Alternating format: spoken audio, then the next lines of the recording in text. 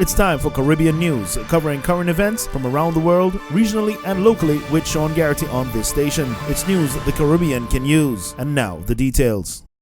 WHO's decision on monkeypox health emergency. The World Health Organization decided on Thursday whether to declare monkeypox a global health emergency, stirring criticism from leading African scientists who say it has been a crisis in their region for years. The deliberations and scrutiny of the WHO's response of the outbreak follow concerns over how the United Nations agency and governments worldwide handled COVID-19 in early 2020. A public health emergency of international concern is WHO's highest level of alert.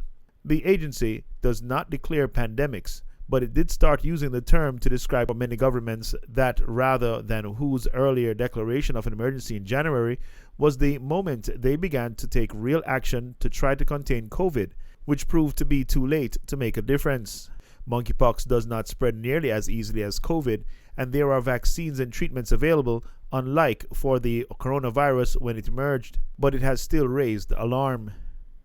The case count from the current outbreak outside of Africa has topped 3,000 in more than 40 countries, according to a Reuters tally, largely among men who have sex with men, since it was first reported in May. There have been no reports of deaths. The viral disease, which causes flu-like symptoms and skin lesions, is endemic in parts of Africa. The continent has registered just over 1,500 suspected cases since the start of 2022, of which 66 have been fatal, according to official data. When a disease affects developing countries, it is apparently not an emergency. It only becomes an emergency when developed countries are affected, says Professor Emmanuel Nokuni, acting director of the Institut Pasteur in Bangui, Central African Republic, who is running a trial of a monkeypox treatment. At an online briefing with Reuters on Thursday, the acting director of the African Centers for Disease Control and Prevention, Ahmed Ognel Ouma, said monkeypox case and death numbers were already at emergency levels on the continent. Barbados opens CARICOM diplomatic mission in Kenya. Barbados' Foreign Affairs and Foreign Trade Minister, Dr. Jerome Walcott, has officially opened the Caribbean Community or CARICOM diplomatic mission in Nairobi, making it the first for the 15-member regional integration movement on the African continent. The commissioning of this mission here in Kenya, the first diplomatic mission of Barbados to be commissioned on the African continent, is a testament of Barbados' outreach to the motherland and cradle of civilization, where many of our ancestors were born, Walcott said at the CARICOM's new office in South Tower of the Two Rivers office complex. Kenyan Cabinet Secretary for Foreign Affairs Ambassador Rachel Omamo, Minister of Foreign Affairs and Foreign Trade Dr. Jerome Walcott, and Kenya Cabinet Secretary in the Ministry of Energy, Mining and Petroleum, Ambassador Dr. Monica Juma, officially opened the CARICOM diplomatic mission in Nairobi. Barbados at this time looks to Africa in pursuit of new relationships and partners with the aim of deepening engagement and cooperation with like-minded nations, both bilaterally and multilaterally.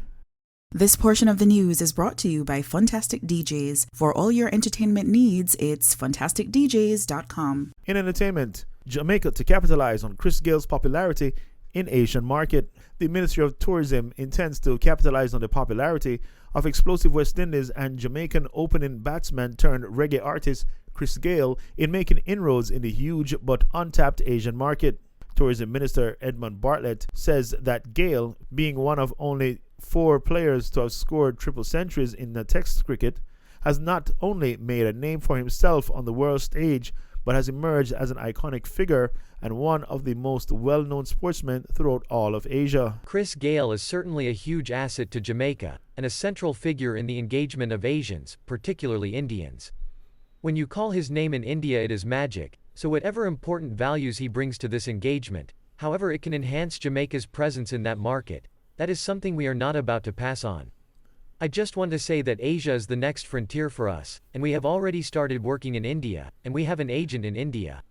We will be calling on Chris, as we know that he is an icon in the cricket space in that beautiful country. The tourism minister says that Asia, including the Middle East, is one of the newer markets that the Jamaica Tourist Board has been pursuing, adding that we will not be shy about using some of our iconic weapons such as Chris Gayle to assist with our marketing. In business, Nike to fully exit Russia.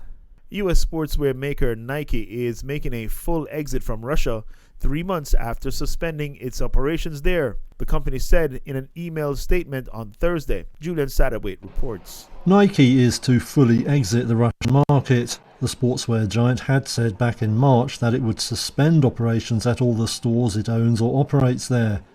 On Thursday, the firm said it would leave the country altogether. In a statement, Nike said it would scale down over the coming months. The move is largely symbolic for the company, which gets less than 1% of its revenue from Russia and Ukraine combined. It says any stores that are still open there are run by independent partners.